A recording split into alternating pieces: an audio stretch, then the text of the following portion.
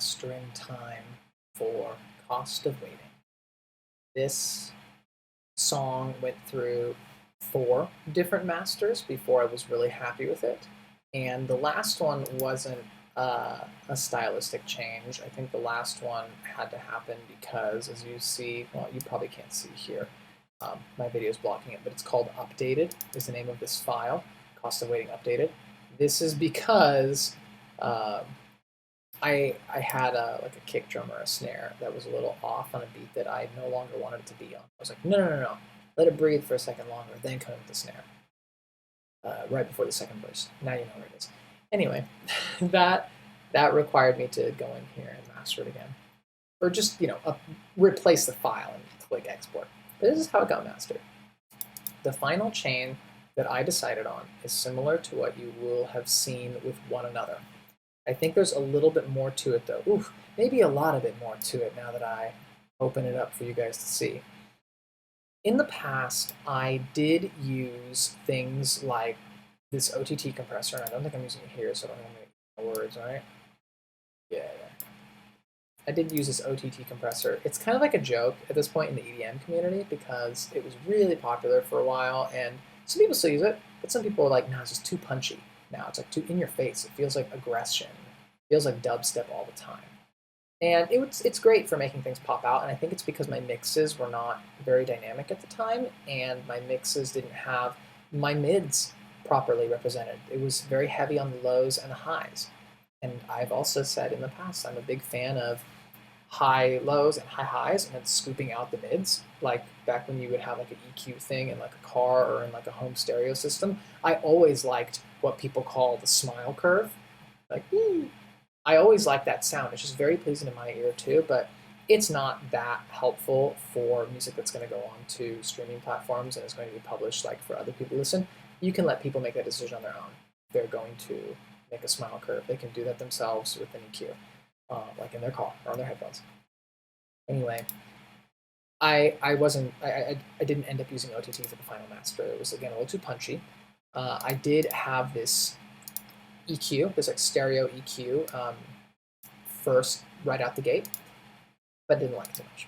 Then I used this one, which has that same EQ, another EQ just to give like a little dip here because I think I felt it was a little too muddy there. Saturation, because a little bit of like drive on the overall track is actually pretty nice. You wouldn't think so if you're thinking about it in terms of like a distortion pedal for a guitar, but it's actually quite nice. Then here's another multi-band comp. It's not OTT though, but it's a different type of multi-band comp where I split it into 3 bands. This stereo compressor that you have seen already throughout the use of this track. I've always liked it. A bus compressor, blah, blah, and this L2 limiter. This is also kind of like a meme also in the EDM community because it's just so popular. I mean, it had its like reign. It like reigned throughout all production, I would say, not just EDM, for like a decade or more. Everyone was using it as a great limiter.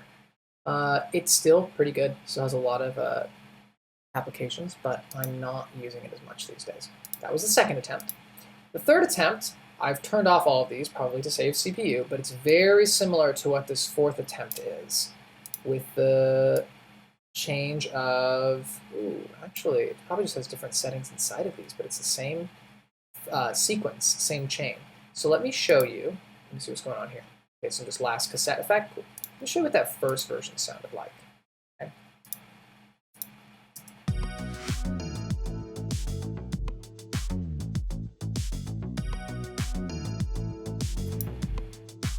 Oh, I'm missing Ozone from here. Well, it's pointless. I no longer have this plugin. I updated it. I guess I got rid of it. Whoops. You'll never know what that one sounded like. How about that? Let's see what the second attempt sounded like.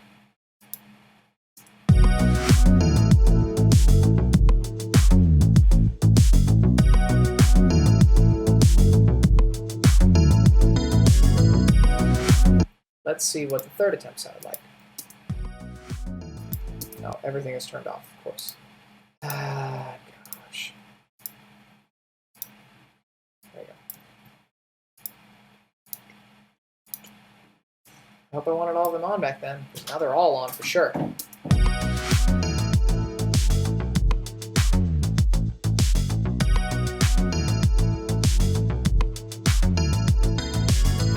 See the first attempt again?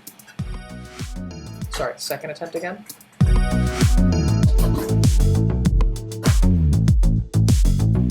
Third attempt.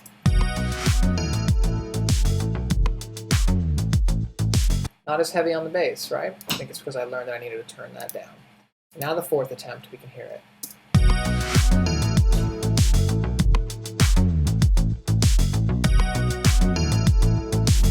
I think it's a little louder, and I think the snare is a little punchier.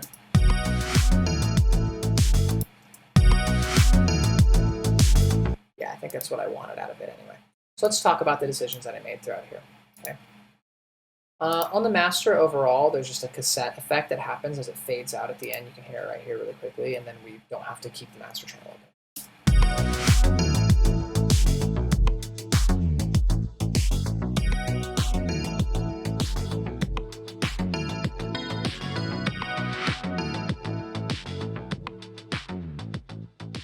It's like a little cassette, right? Okay. Now into the nitty-gritty of the actual decisions that I made here. So this one starts out with Gullfoss, which I explained in the last video is this dynamic EQ. So this is an addition I made after 2017. So I don't even think this plugin existed at that time. So this must have been when I was doing the update on the snare, like last year, maybe? Or maybe it was that earlier this year? Meh. I wanted to put this at the beginning. I want to see if it could give me a little bit more clarity. And it did. And this time I did use the Brighton field here by 12%, which a lot of times I would avoid because I tend to already put so much high-end information into my instruments that when I brighten even more, it's just like hurts people's ears. And I've been told that before. I'm like, wow, it's really like blown out in the highs. I'm like, okay, whatever. I did add that. And this one, we can hear it before and after. Okay? And let's choose now like an actual chorus of the song. You know what? We'll use this verse.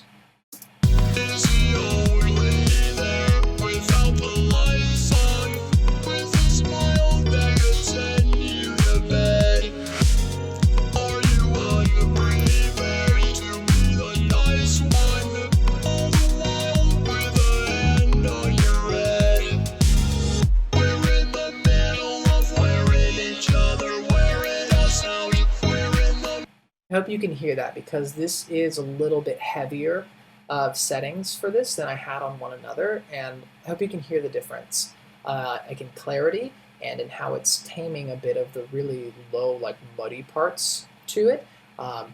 Again, it's kind of like a very, very helpful tool because it's doing it in an automated fashion as opposed to me having to go in and figure out like, well, this time that this hits, like, woof, robots helping our music sound better, one track at a time, or one byte at a time, one sample at a time. I don't know. Looks like the smallest unit here, like 1 hertz at a time. Then there's EQ here. I shelve off things at 20 hertz because you really don't need it to be that deep. I also bring things down at 255, and I bring things a little bit down at 527. Just sweeping the EQ across, I found that these were places where things sounded a little bit muddy. We can hear what this sounds like. Oh, I shelve off the highs as well. I've talked about that before. You don't need the highest information anyway. Not like dogs are going to listen to this. Dogs might listen to this, but you know. You can hear this with and without the EQ.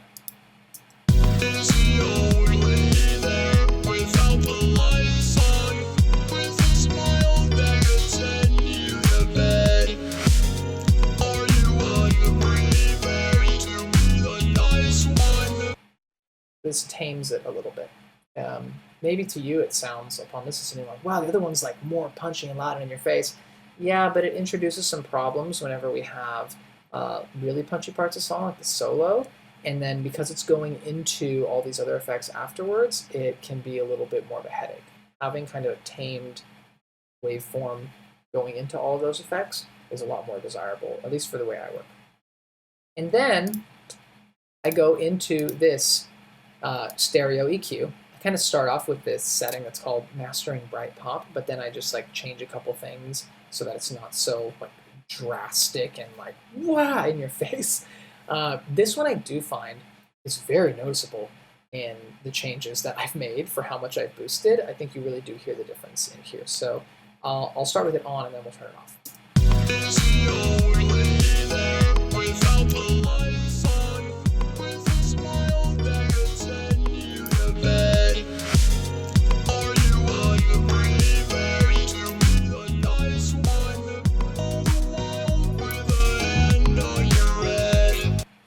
because I'm boosting so many frequencies here, like just the volume change is very apparent.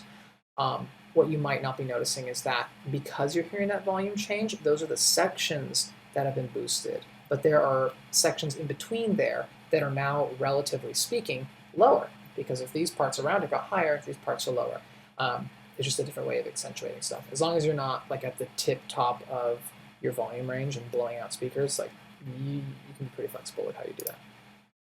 Now I broke up some modules of Isotope's ozone in order to have, no, okay, we're good. It crashed. In order to have the multi-band compressor working before I would get to everything else, because I wanted the multi-band compressor to work, and then I have my own other compressor, and then I have a saturator, and then I would have other stuff with ozone. So I broke the song into these 4 bands. This purple band that is really low, this blue band that is low mids, the red band that is mids and upper mids, and then this like greenish teal, or no, sorry, greenish mint band that is just the highs. The way that I break them up usually is I know how I want the low one to be. I want it to be like right above what all of like the bounce information is. What someone has said in the past is it should sort of sound like a party is happening like down the hall. So let's see if let's see if we got it. Let's listen to it by itself.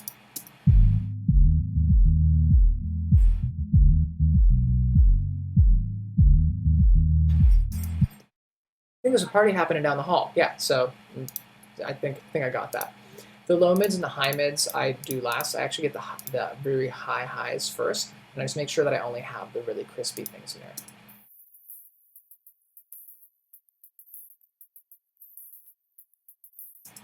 You can probably barely hear what's in there, but it's definitely hi-hats and like the highest bit of what gets through when vocals are saturated. Not a lot else.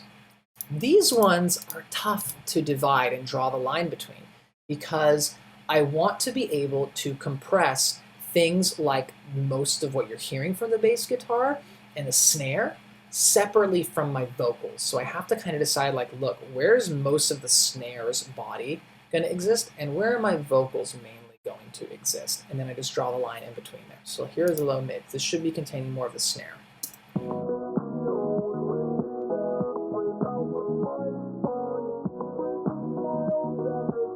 Okay, so we still hear his like, right? We can still hear him. I don't think I want to be able to hear him when I do this. And if we still can, then that means that I must have made a different decision back then.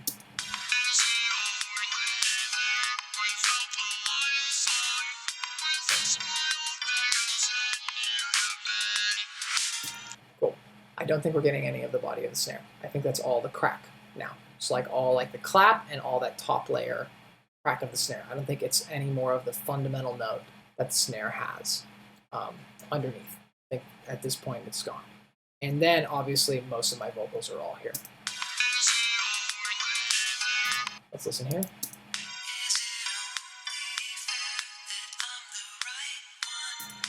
Cool, right?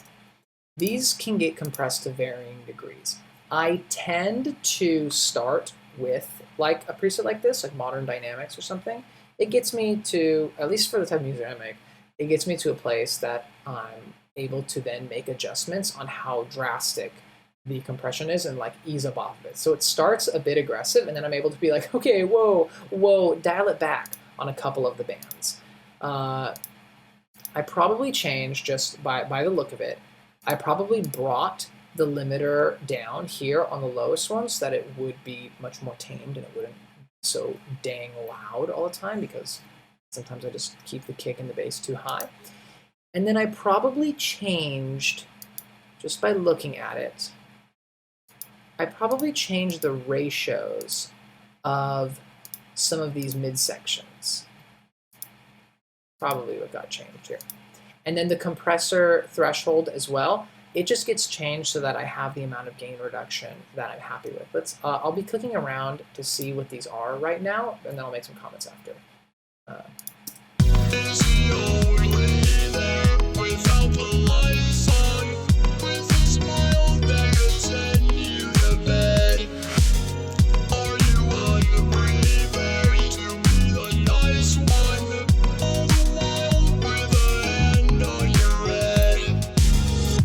Okay, so the only time I think that we're really engaging these compressors is with my upper mids and the low lows, and it's just a little bit. So it's just to tame those, and it might be because certain things like the synth solo and the talk box can be pretty harsh and like in your face in parts of the songs when it got really loud. And I didn't want to compress it too much in the mixing stage going in because I wanted to have some dynamics to work with in the mastering stage. And I guess I didn't want them when it all came down to it because I was compressing by about like half to a full decibel throughout a normal part of the song like that. After this, so after these dynamics have squeezed it a little bit in 4 different bands across the song, I just make the whole thing get squeezed by this guy. This is a like 2-stage compressor, and I have it set to, do I have it set to stereo or do I have it set to parallel? Dual mono. Okay, cool. So it's using both of its compressors right now, as opposed to like one into the other. It's using both of the compressors, and one of them is set to be like an optical style compressor, which is like what a lot of studios have, like big pro studios, and in more recent times, so I'd say maybe 80s, 90s. It's supposed to be like you can't notice it happening fast, very smooth. And then this one is set to a discrete compressor. I think it's like modeled after like a type of metal. Here it is, like nickel or steel. Okay, I guess it's like a hybrid of both of these. And they both get different sound. This one is going to sound a little bit more aggressive. And then I can adjust the threshold so that it's squeezing it, reducing the gain enough that I feel like, oh yeah, you can feel like it's getting loud. But I don't want it to feel like, oh man, it's like not reaching its full potential because it's being squeezed so much that it's like the song feels like it can't like fully like bounce at you, like there's an invisible wall there. We'll hear it without it first.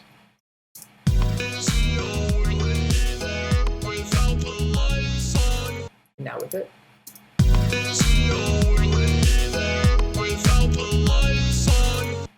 I think it's pretty noticeable.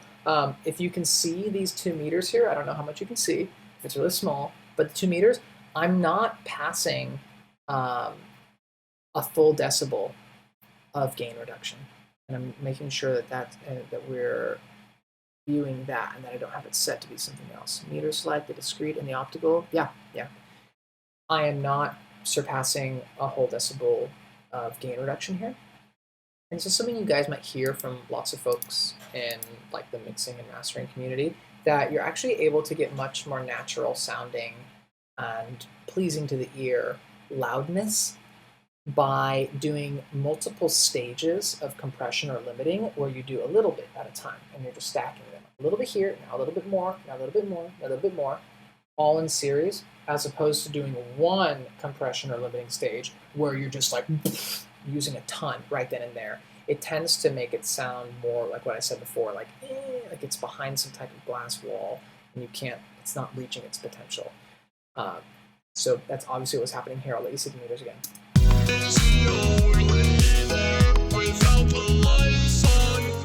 See?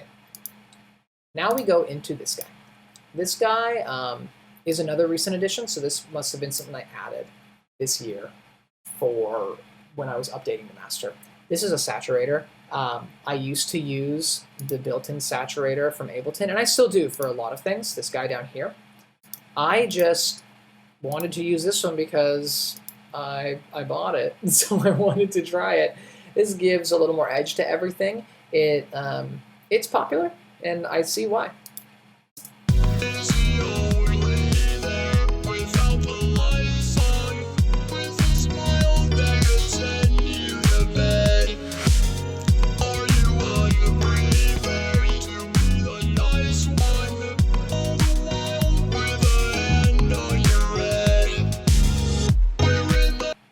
Simple, right? Gave it a little bit of volume, mainly in the mids, in order to bring some of those more to your attention. The way that like saturation works is that it introduces harmonics in the waveform. We could get very nerdy about this, but it's additional tones that exist within the context of the tones you were already hearing. And you might not be hearing these added ones like on their own, but what they're doing is they're diverting your attention to that area of the frequency spectrum. So you're like, oh, I'm noticing more in, let's say in this case, the mids, right? And then last but not least, of course, I was always going to end with ozone as the limiter if it wants to open. Cool. So there's a little bit of EQ. Give it overall woo here. Let's see if I use any matching here. No, I didn't. Okay. Well, I probably looked at other tracks and compared it to them. I don't think I have any other references loaded in. No, not this time. There's a little bit of EQ here to tame some sections that can get a little harsh and to boost the mids again, because I guess just going into this, I had done my smile thing again in the composition file. And the mix just ended up being more like a smile curve, and I need more in the mids in order to balance out the lows and the highs. So I just did it here. And then there's dynamic EQ that's pulling down in a couple of places. I've explained this one before. I have these ones pulling down at 152, 1K, a very popular spot for a lot of instruments and for vocals, by the way. And 3.45K, I think last time I said 4 or 6K was where the wind begins icy. 3.45K, so like around 4K, is I think where it still sounds like you're like at the ocean. It's that type of wind. It's not icy wind yet, but it's still like wind. And the last one is 12.2. I just shelved it off because we don't need that high stuff. Imaging. I did do some stereo imaging on this, so this is cool. Maybe you noticed this from having listened to the song and then having seen me in the composition file. I wasn't sure if I'd done this or not. I'm gonna listen. I'm gonna find a good spot first, real quickly. It's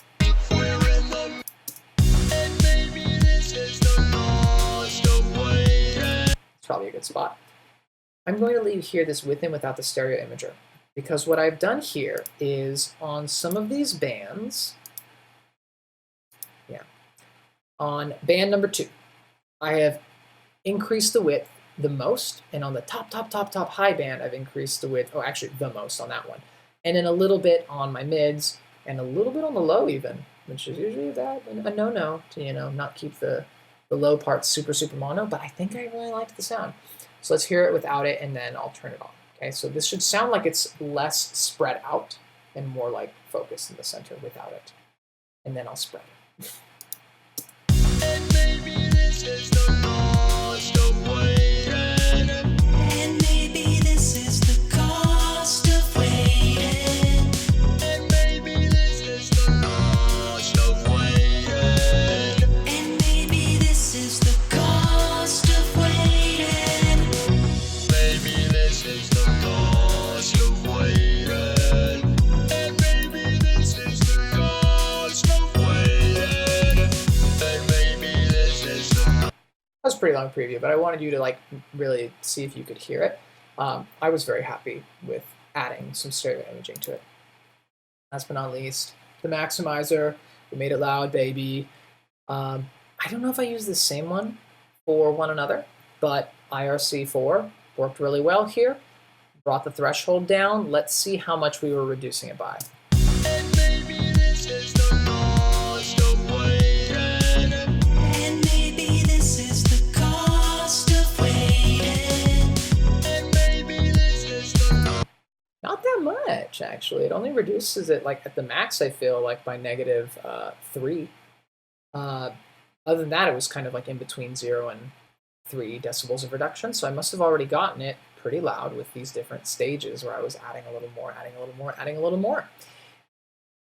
And I think I was really happy with it at that point. I dithered it, which is a simple process you can look up, but it's whenever you're going from 24-bit to 16, or any lower bit rate. But in my case, it was recorded in 24-bit, and I wanted to make it in 16-bit, so it was more accessible for all kinds of files, and I could put on a CD if I wanted to. This cassette effect that we talked about in the very beginning, and then I use Insight right here, like I did just on the other one, to make sure that I was within an acceptable level of loudness. And maybe this is the cost of waiting. And maybe this is the cost of waiting. And maybe this is the cost of waiting. And maybe this is the cost of waiting.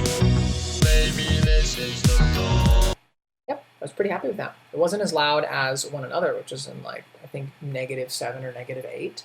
This one is lower. It's at -10. there's lots of talk around loudness levels and everything, and how streaming services force you down to -14 anyway whenever they process your song and put it out there for the world. So it's more about your own feel of the song and if it sounds how you want it to sound. So I think that this had the dynamics that I wanted it to have. It's not as squashed as one another, and it's not as squashed as like other EDM stuff I might make, but I was happy with it. So I'll turn that off because that's always a big CPU hog. And that is how this song was mastered. I hope that you really enjoy it. I hope that this doesn't take away any of the magic for you. I mean, it shouldn't really. But this is to give you a better idea of how I work.